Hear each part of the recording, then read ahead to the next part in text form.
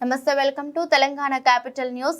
తెలంగాణ ప్రభుత్వ యువజన సర్వీసుల శాఖ ఆధ్వర్యంలో హుస్నాబాద్ నియోజకవర్గ స్థాయిలో నిర్వహిస్తున్న జాబ్ మేళాకు అపూర్వ స్పందన లభించింది. హుస్నాబాద్ నియోజకవర్గ కేంద్రంలోని తిరుమల గార్డెన్స్ లో తొలిసారిగా ఈ జాబ్ మేళాను రాష్ట్ర మంత్రి పొన్నం ప్రభాకర్ ప్రారంభించారు.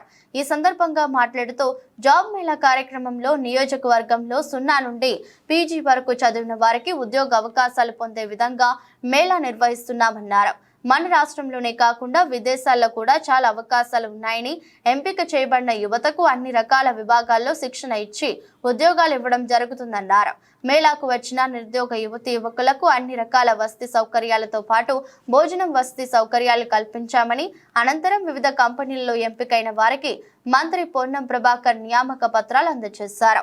ఈ కార్యక్రమంలో సిద్దిపేట జిల్లా కలెక్టర్ మిక్కిలినేని మాను చౌదరి, ఆర్టీఓ వి రమణమూర్తి, హుస్నాబాద్ మున్సిపల్ చైర్మన్ ఆకుల రజిత, వైస్ చైర్మన్ ఐలేని అనిత, పలువురు మున్సిపల్ కౌన్సిలర్లు, మండల రెవెన్యూ అధికారులు, వివిధ విభాగాల అధికారులు పెద్ద ఎత్తున నిరుద్యోగులు పాల్గొన్నారు.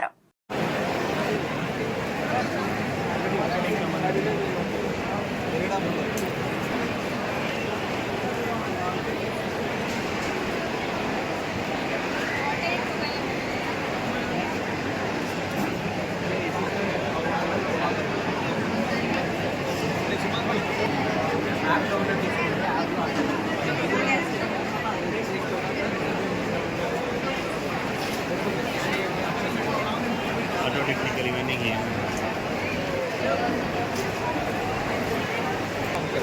ఇప్పుడు 35